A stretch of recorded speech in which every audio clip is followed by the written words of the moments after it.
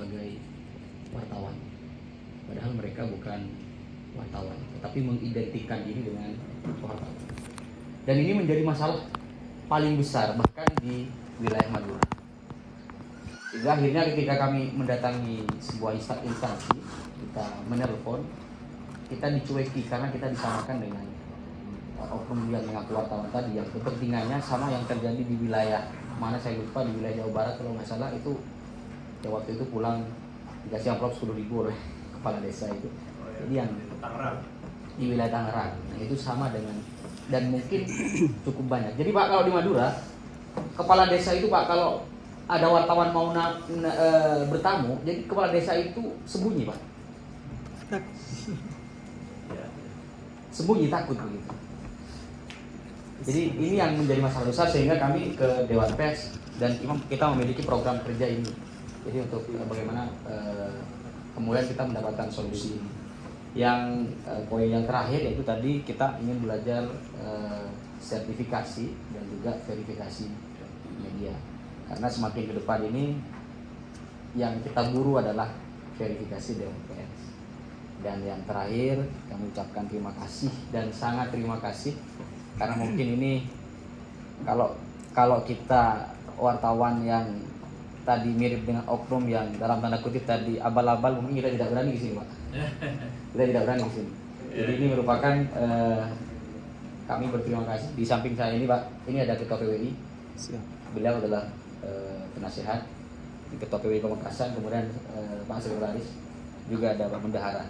Jadi di sini ada rombongan forum wartawan sekaligus rombongan dari Dewan Harian PWI Pamekasan. Mungkin cuma itu yang bisa saya sampaikan sebagai pengantar. Selebihnya kita bisa diskusi Pak. Terima kasih. Sekarang kok. Bapak saya itu orang Madura. Oh. Orang Sumeneb bapak angkat saya. Jadi saya pernah diambil angkat oleh sahabat bapak saya sendiri karena belum punya anak waktu itu. Setelah 5 tahun saya diambil anak angkat dari bapak saya itu, Pak Suryadi, orang Madura di Pujon sana, di Batu. Tapi asalnya Sumeneb. Saya diminta lagi oleh bapak saya sendiri karena bapak angkat saya punya anak saya. Ya, sama lah, rasa Madura itu masih. Kalau keluarga saya banyak orang Subondo, Pasuruan, itu kan pedalaman Suban.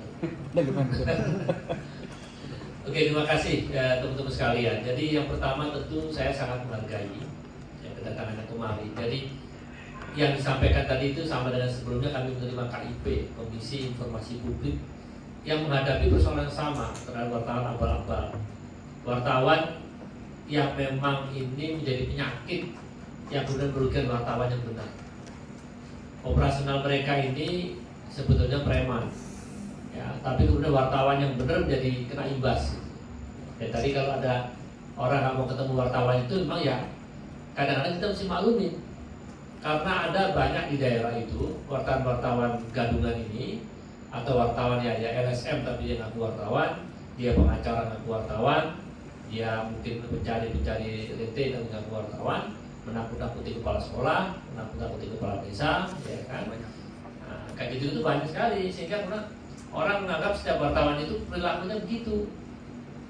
Ya, jadi yang boleh saya sampaikan mungkin Pak Derajat, mungkin di Pak Wisnu ya, mungkin salah satu agenda kita nanti literasi di Madura nih. Ya. Kalau perlu kita ke Bangkalan, ke Sampang, Sumeneb, Pamekasan. Pamekasan. Kepada masyarakat juga supaya wartawan-wartawan yang benar ini nggak kena imbas yang perilaku buruk ini. Jadi di banyak daerah itu biasanya wartawan gadungan ini kan tujuannya memang mencari duit dengan cara mengancam, mengintimidasi, baik secara langsung maupun tidak. Pakai seragam yang menakut-nakutkan masyarakat, pakai tanda borgol lah, palu lah. Kalau kita orang Madura kan kenal celurit ya, nah ya, pakai celurit lah, atau kelewat lah, gitu-gitu. Nggak bener kan? Menggunakan sesuatu yang dan publik menjadi tertekan, ya dia tidak bersalah pun karena ini wartawan yang datang minimal ngaku sebagai wartawan, membuat mereka mikir-mikir, ya salah ada ya, jangan-jangan ini, jangan-jangan itu, padahal nggak salah ya. Ya kita nggak mau begitu. Wartawan yang benar datang diterima orang tentu harusnya dengan sangat hormat, karena wartawan benar. Ya. Ya sekarang terjadi itu di banyak daerah itu orang bank itu banyak ditakut-takutin tuh. Datangnya ya nggak pulang dia, di kantor aja dulu 2 hari 2 malam tidur di situ. Cerita waktu kita literasi di Sulawesi Selatan itu di Pare-Pare dia bilang, ya kami Pak, begitu kelihatan ada wartawan datang, horden kami tutup Pak, lampu kita matikan kalau udah nggak ada orang pokoknya kosong. Jadi saya bilang sampai bertahan berapa lama sampai begitu? Hadapin aja itu wartawan, terus bukan wartawan beneran, wartawan yang dalam tanda petik, wartawan yang merusak nama wartawan, gitu. Dan tadi kita kasih literasi, termasuk masyarakat yang lain, terutama ya tadi itu bayangin, saya banyak keluarga guru. Guru tuh mau SD, SMP, SMA itu gajinya yang kita tahu lah kecil lah gajinya gitu, ya kan? Paling kepala sekolah juga tahu bedanya dikit aja. Tapi kalau sejak membangun lokal kelas kemudian ada oknum wartawan ngaku-ngaku dan minta ini itu kasihan juga. Semen diambil satu sak, kadang nggak berdiri ke bangunan, iya kan? Orang tua siswa wali menjelang rapotan dibagi, diundang, dimintai uang katakan Rp15.000 untuk membeli sampul rapot anaknya. Saya kira jangankan kalau 15.000, 25.000 juga orang tua itu ikhlas itu supaya rapot anaknya bisa terjaga dengan baik. Tapi kalau wartawan yang akal bulus itu kan nanti ditulisnya itu ada pungli gitu. Berkasa juga tuh pas sekolah. Jadi akhirnya nggak ada yang berani udah bikin apa. Tolong disampulin sendiri dah, pokoknya rapot anak bapak ibu semuanya tidak usah deh, daripada nanti kalau dikumpulin nanti dikira kami korupsi kan gitu. Nah, itu yang pertama. Yang kedua mengenai pers ini, wartawan ini memang sebaiknya itu profesional. Dia tahu kemana mesti berafiliasi. Kalau teman-teman media cetak mau ke BWI, monggo. Atau TV pasti JTI, ya kan? Cetak mau ke AJI ya silahkan. Mau yang online ke AMSI, ke SMSI, ke JMSI ya monggo silahkan. Dan kami selalu wanti-wanti kepada organisasi-organisasi pers, konstituen Dewan Pers ini yang mengatakan jangan lupa, jangan hanya banyak-banyakan anggota, tapi pertimbangkan, pikirkan pertama pembinaan mereka secara kualitas. Karena wartawan-wartawan itu ujungnya kelak bisa jadi bupati, jadi kepala daerah, jadi anggota DPR, macam-macam yang dimana tidak mudah prosesnya. Dia membangun diri sebagai wartawan, kemudian dia punya sense yang baik tentang bagaimana mengkritisi kebijakan publik dengan cara yang benar, ya tidak mengintimidasi pemerintah daerah, mengintimidasi kepala desa, atau memungut apa-apa yang tidak menjadi haknya. Kan kita ini kan wartawan itu kan mulia, secara tugas kita mulia, memberikan informasi sesuatu yang sebelumnya nggak tahu menjadi tahu. Itu kan menjadi amal jariah itu pula, ya kan? Nah, 1 dari 3 amal jariah yang nggak terputus itu yang memberikan ilmu yang manfaat itu, ya kan? Nah kalau kemudian di ada perilaku oknum yang tidak benar, ya susah. Nah, kita lawan berkali yang begini ini karena bukan nama baik. Nah, terkait verifikasi Dewan Pers ya, itu memang terus terang saja jumlahnya kan begitu banyak. Jadi kita memang antri cukup panjang untuk kemudian kita bisa datang verifikasi sekaligus memastikan bahwa perusahaan pers itu perusahaan pers yang bisa dipercaya oleh masyarakat. Ya, dia mesti punya perusahaannya, dia punya ada karyawannya, dia ada hubungan industrialnya, dia ada perlindungan kepada wartawannya supaya wartawan itu tidak dianggap barang yang nggak berharga gitu. Wartawan itu kan manusia yang terhormat, jadi dia mesti juga dimuliakan. Baik itu kalau dia kerja di perusahaannya diberikan haknya, ada gajinya, ada tunjangannya, syukur-syukur ada kemudian asuransinya yang memang saya diterima. Karena wartawan ini kan, saya jadi wartawan dari tahun 90, teman-teman semua berlahir juga bisa, seusia anak-anak saya bisa jadi gitu kan. Nah itu berat jadi wartawan itu. Kalau zaman dulu jauh lebih berat itu. Kalau kita dulu waktu jadi wartawan tahun 91 tahun 2 itu, Prabowo itu pangkatnya masih letkol, mayor gitu ya. Itu kalau mau ketemu dia bisa gitu 2 hari saya di Kopassus biasa. Wartawan sekarang mana ada begitu. Wartawan sekarang maunya PC jadi, kalau copy paste, kalau ini baik nggak baik juga gitu. Kalau dulu kita pengen dapat narasumber itu maunya eksklusif. Karena itu kita tunggu ini ya. Waktu saya di Timur Timur, saya 8 kali ke Timur Timur. Terakhir tahun 1 April 99 saat kerusuhan besar itu. Itu kalau namanya mau cari informasi tentang VKK gitu, ya RPRA gitu, Menpora gitu, itu dengan hati was-was juga. Jangan-jangan kita dalam itu lempar batu, kita bukanya kan buka Jawa atau Madura ini sama nih. Ya kan dikira kita mau cari besi tua, malah enggak. Ya, gitu. Jadi kadang-kadang kita itu mesti zaman dulu begitu. Sekarang ini enggak. Yang wawancara siapa, yang nulis duluan siapa. Kita begitu kan? Jadi itu begitu. Tapi nggak apa-apa juga sepanjang kemudian dalam teori komunikasi waktu saya membangun Liputan 6, lalu saya membangun TV One sampai sekarang ini. Yang namanya tiru-niru dalam media itu hal yang belum pernah terjadi. Yang tidak lazim adalah meniru tapi lebih jelek dari yang ditiru. Kalau meniru harus lebih baik dari yang ditiru. Minimal yang ditiru itu menjadi inspirasi saja. Kalau zaman dulu ada sosmed di copy paste, nggak benar. Sosmed itu adalah ilmu awal gitu, informasi awal untuk dikembangkan. Nah kalau cuma copy paste dari sosmed itu namanya apa? Plagiasi, plagiator, ya nggak boleh. Karena kita mesti menghargai siapa yang mendapatkan informasi itu. Masa ya kita tega menari di atas keringat orang lain gitu, tanpa kita nggak mau. Ya, jadi pers itu memang unik lah. Saya waktu kuliah di Brawijaya dulu bikin pers kampus mimbar namanya, koran kampus. Di unit aktivitas saya punya majalah fakultas. Emang saya pers dulu tuh. Waktu saya siaran di radio dulu juga sama. Saya belajar dari senior saya gimana cara siaran tuh. Tiba-tiba namanya itu suruh ngomong apa sih? Waduh, bisa ingat zaman dulu saya. Apalagi zaman dulu, gak seperti sekarang, semua computerized. Zaman dulu di depan saya ada operator yang kaset ceklek, lagu. Sekarang 3 menit, 4 menit, susah zaman dulu. Sekarang lebih mudah. Tetapi kita belajar gitu, bahwa tidak ada hasil yang baik itu tanpa usaha kita sendiri. Ya oke lah, ada informasi awal yang kita bisa ambil dari media lain. Tetapi kualitas yang kemudian kita hasilkan berdasarkan informasi awal yang mungkin kita dapatkan dari teman-teman media yang lain itu lebih baik. Jangan kita biasakan kemudian kita membuat diri sendiri tidak disiplin. Ya. Teman-teman pers di daerah, ya, itu sekarang kita banyak literasi nih. Kayak kemarin pemilu itu saja lewat ya Madura RW. Kita ke Surabaya, ya kan sudah makan rawon di situ. Tapi kita belum makan bebek sinjai. Malah saya makan. Kenapa? Bebek Madura, be. Iya, sama jangan ngomong tempat Ali aja.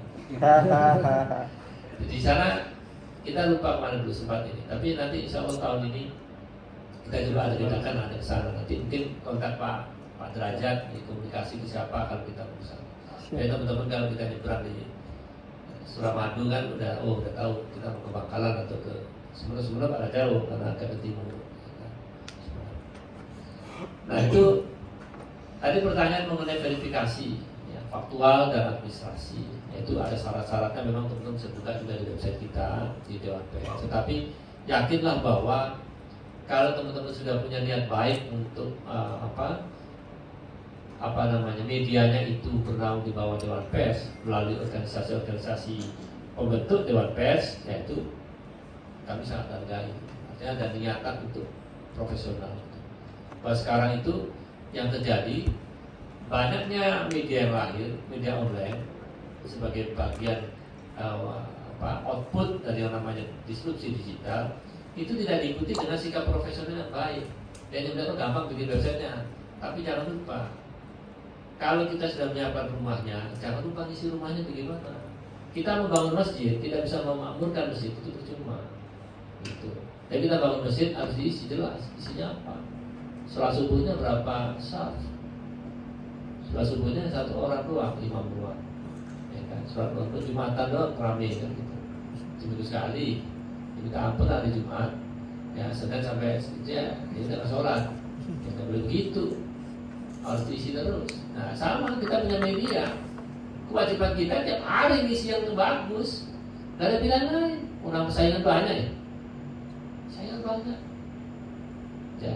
Waktu saya membangun Liputan 6 tahun 96 itu, kita cuma ditarget 2 tahun mengalahkan seputar Indonesia di RCTI. Dan kita penuhi 1 tahun tuh, selesai di RCTI. Jadi kalau Bapak sekarang buka saya di YouTube, panggilan nama saya masih ada tuh, saya masih kecil banget tuh siaran tuh di Bintang 6 tuh, di daerah apa. Waktu bangun TV One, musuhnya udah agak banyak kan tuh, ya kan? Tapi ya alhamdulillah bisa. Nah, sekarang TV One saya bisa klaim nih, bukan apa-apa ya.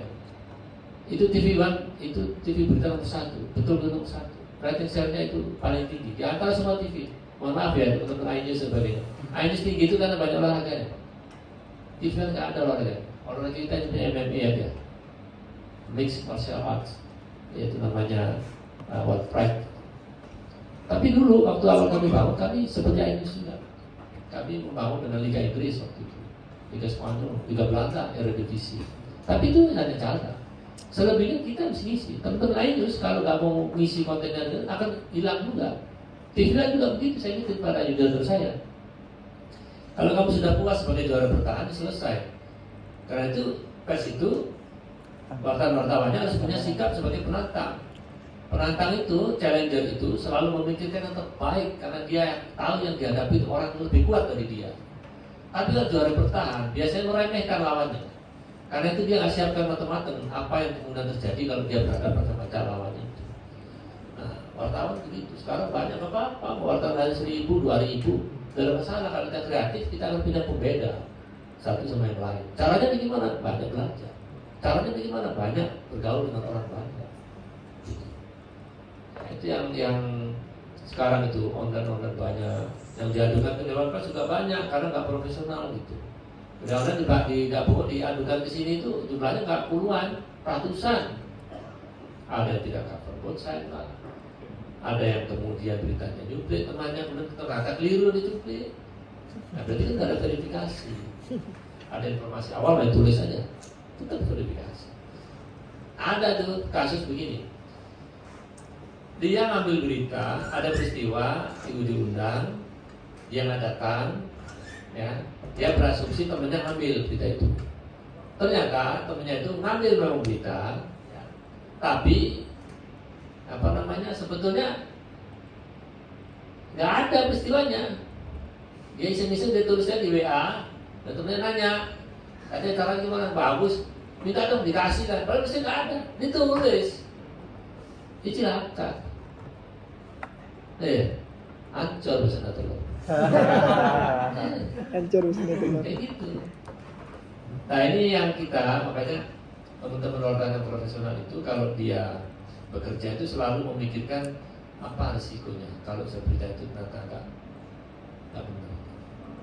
Karena itu kan publik percaya, kemudian dia mengapresiasi dan tempatnya itu makomnya tinggi lah. Kalau wartawan bilang berita itu selalu benar itu makomnya tinggi udah makrifat lah, udah apa ya? Kalau misalnya kalau udah hampir sekelas ini lah, saya korna lah. Jadi gini-gini, makanya Dewan Pers nanti setiap tahun itu selalu ada anggaran untuk kita lakukan literasi, kita datang ke daerah, kita tuker-tukeran ini. Udah punya buku saku wartawan belum? Sudah. Nah itu baca, bagus. Kalau kurang minta ke Mas Derajat suruh kirim aja sana. Biar teman-teman semua paham. Ya kan? Karena ini sudah paham aturan aja masih harus bersaing dengan orang lain, apalagi orang nggak paham aturan. Ya kan? Karena masalah terus nanti. Gitu. Jadi saya hargai ya teman-teman, nanti silakan kalau ini namanya Forum Wartawan Pamekasan. FWP. Forum Wartawan Pamekasan. Siapa tokoh Pamekasan yang pernah jadi jenderal? Tahu nggak? Hartono. Raden Hartono. R. Hartono, Pangdam Brawijaya Kasat terakhir. Saya sering dulu sama beliau. Sekolah sepuh beliau sekarang. Di Pamekasan. Dilahirkan di Pamekasan. Dia pendukung Prabowo sejati sejak dulu. Pak Tutut lah. Ya orang Prabowo Capres ya. Prabowo Capres. Ya Prabowo Capres, Pak Prabowo Subianto. Saya kira itu ya diskusinya ya. Kalau ada lain yang ditanyakan monggo, sepanjang saya bisa jawab, saya jawab. Tetapi Dewan Pers tentu mengapresiasi dan menitipkan pesan kepada teman-teman, tolong jaga nama baik wartawan. Ya kita akan marah kalau wartawan nggak benar, kemudian itu mencemari kita. Dan kita perlu kiranya nanti kalau kita akan mengadakan acara di Makassar atau di manapun di Madura, itu kita harapkan juga pemerintah setempat, tokoh-tokoh masyarakat, para pebisnis di sana juga kita berikan pemahaman juga. Jangan asal ada wartawan kemudian ditolak aja gitu. Nah, yang orang nggak bersalah ditolak, kita pergi sendiri. Padahal prinsip wartawan kan tugasnya mencari informasi dengan adil, dengan baik, dengan itikat baik, dengan tujuan masyarakat bisa memperoleh informasi yang sejelas-jelasnya dan ujungnya manfaat juga bagi narasumbernya. Kalau Pamekasan ini bupatinya ya PJ sekarang, sebelumnya itu sama Pak Badrut. Mas Tamam ketemu saya. Ya, saya pernah ketemu dia orang Pamekasan itu, dia pengusaha haji gitu, bukan sebenarnya siapa? Haji Her. Hah? Haji Her. Tulis ini di sana. Ketika ketemu saya di Jeddah, saya telepon Mas Tamam. Mas, ini aku ketemu kalau masyarakat benar di Pak Haji siapa itu? Pengusaha itu apa? Tembakau atau apa itu? Haji Soleh. Haji Umam. Jadi Mas Lama orang baru. Iya, banyak itulah. Banyak kata Mas Lama itu sering ini Pak Haji itu panggilannya. Haji Sari. Iya. Masih muda itu orangnya? Oh iya. Masih muda ya. Cimukit. Ada tuh. Ya, 10 tahun kemarin ya. Saya kan sering ke Souvenir lagi bawa keluarga. Sebenarnya apa? 3 bulan lah kalau saya di bulan kerja. Ada teman kerja. Jadi sering saya ke sana. Makanya saya ketemu. Padahal kan dari Riyadh saya mau kan dulu ke Jeddah dulu. Umroh saja gitu, sementara sore balik. Jadi biasanya orang-orang Madura itu, orang-orang Jawa, orang Bugis, itu biasanya sebelum pulang dia jalan dulu ke Balat, makan itu bakso udin itu, ya, dan nasi campur macam-macam itu. Ya, kita mau pulang di depannya warung Ali Murah. Ya. Itu kira-kira, monggo silakan ada yang lain. Ada lagi. Izin. Kurang.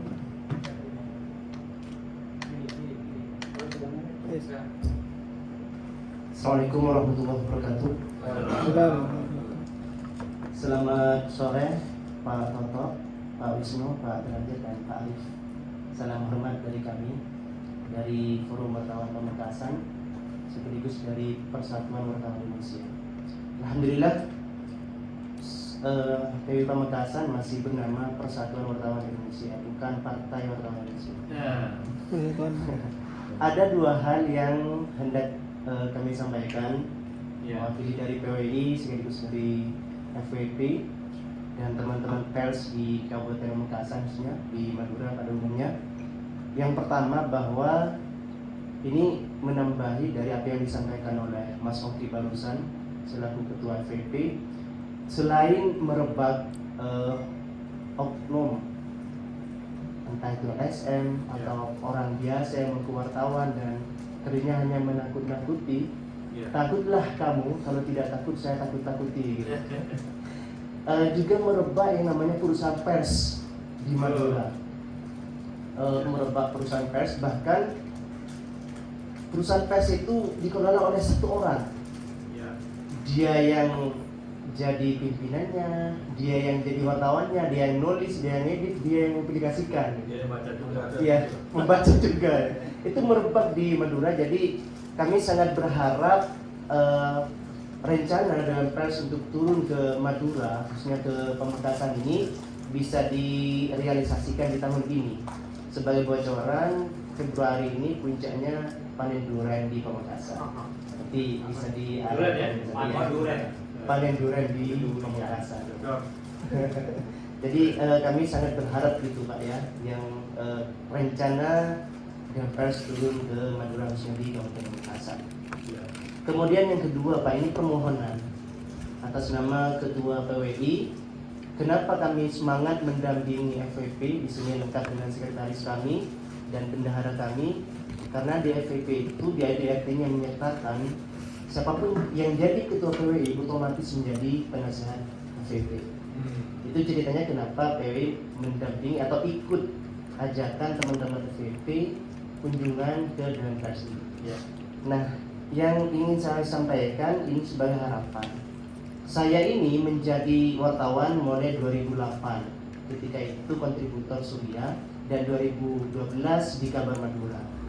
Baru kemudian di 2018 saya jadi pemimpin redaksi. Dan kami memproses verifikasi media yang kami pimpin, Pak.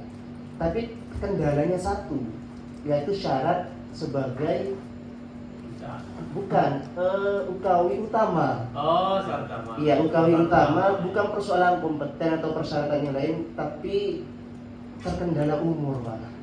Kalau buku kami sudah banyak, bahkan ada yang program Kemendagri itu sudah saya terbitkan 3. Terkendala umur, Pak. Jadi di sana saya cermati 40 ya minimal. 40 tahun. Sementara umur saya baru 34.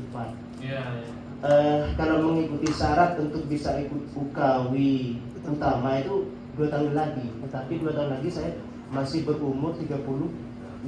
Jadi masih harus nunggu 4 tahun lagi, Pak. Masa MK bisa mengabulkan uji itulah yang 40 tapi kemudian bisa Dewan Pers masa nggak bisa gitu, Pak. Ini Harus bertanya dulu ya.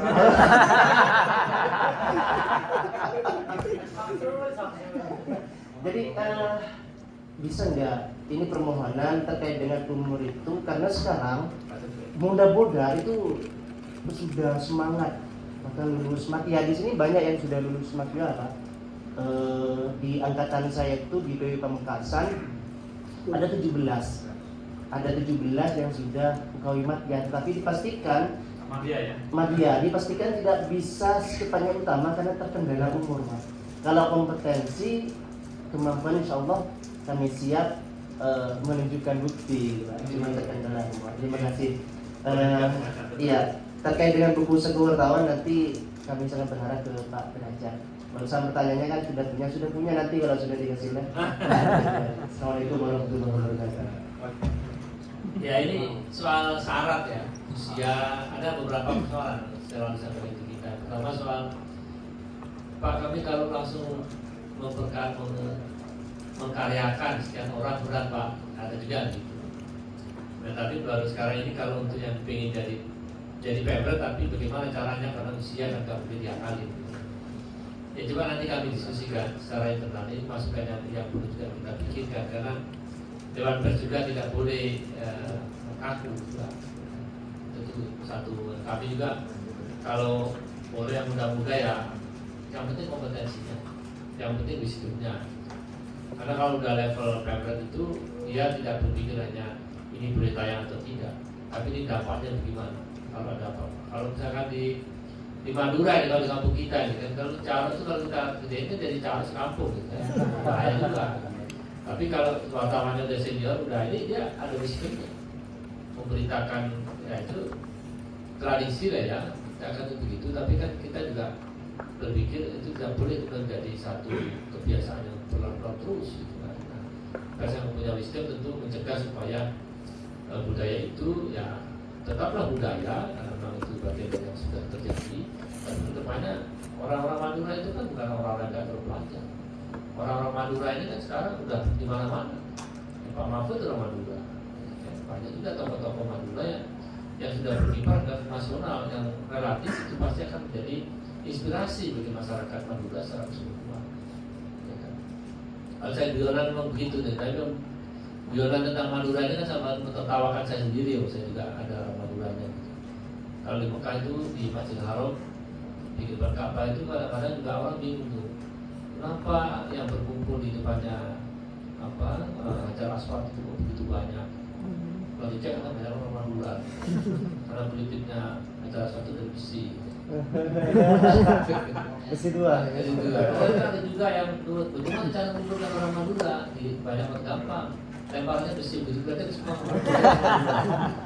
Ya ketawa aja mau tertawakan sendiri. Tapi kan orang Madura ini bukan orang yang nggak maju. Kalau kita sejarah dulu bagaimana Arga Wiraraja itu kalau dia nggak ada Arga Wiraraja, saya kira Majapahit nggak lahir. Sejarah kita sekarang dari Malang saya tahu sih cerita tentang bagaimana Singosari berdiri dan Madura.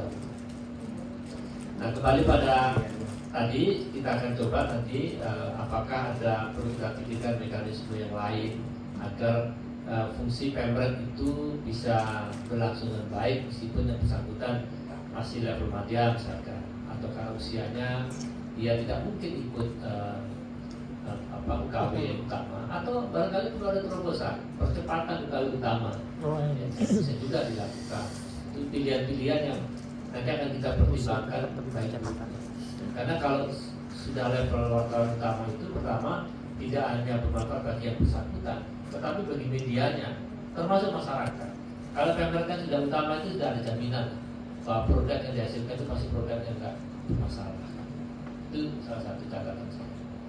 Nah, yang lainnya tentu ya tolong teman-teman kalau bernaung di bawah organisasi apapun itu, BWI lah atau apapun, ya terus-menerus mengikuti apa program pembinaan yang ada di organisasi itu.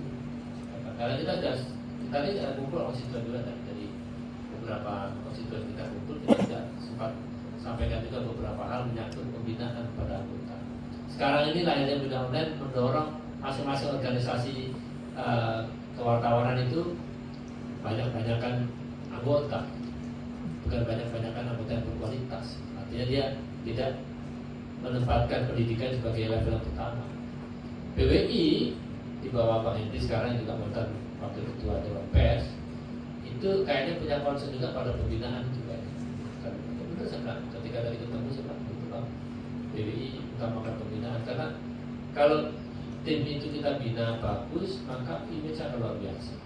Karena pers itu sesuatu yang dibutuhkan oleh siapapun.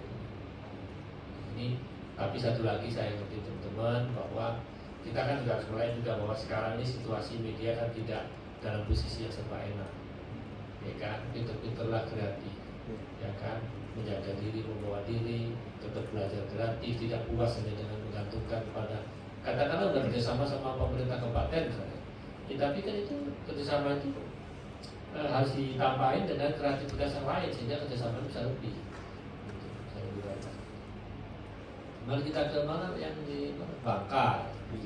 Bangka kita sempat adain diundang oleh Pak Bupati di situ yang adakan bagaimana menghargai media-media selama ini sudah bekerja sama dengan baik dengan Kabupaten Bangka Tengah. Ya saya sarankan begitulah dengan cara kan kalau media itu sudah bekerja sama dan pemerintah daerah itu kemudian merasa bahwa ini pers ini profesional, kan dia merasa perlu untuk terus menjaga agar pers itu tetap hidup. Makanya ada kerjasama, bikin tutorial, bikin kerjasama, misalkan off air, ya kan, bikin kegiatan bersama, ulang tahun Kabupaten Pamekasan dengan teman-teman wartawan, ngadain apa, itu kan bagian dari upaya menjaga agar pers itu eksis gitu. Sekarang semua udah PJ semua ya. Di Madura tuh udah ada PJ, ada apa sih? Pengganti sementara. Saya kira sih itu ya. Kalau nanti kita bisa usulkan, coba Sandi. Ini kan sekarang ini awal tahun, memang kita lagi dalam persiapan rapat-rapat tentang rencana kerja kita. Ya, yang sudah mulai memang Komisi Pendidikan.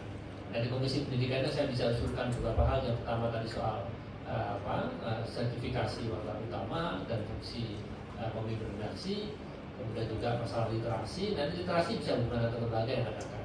Nanti kita bisa undang tokoh-tokoh, kita kasih dan bukan kita kasih lah. Kita ajak untuk sama-sama menempatkan pers dalam posisi yang semestinya. Itu kira-kira. Kalau ada lagi silakan. Assalamualaikum warahmatullahi wabarakatuh. Saya datang ke Jakarta ini ada suatu hal yang membuat seperti itu. Tadi ini ada 2 karyawan, sebetulnya ini karyawan Dewan Pers di bawah. Ini instruksinya teman-teman. Tahu bahwa teman-teman kita ini dari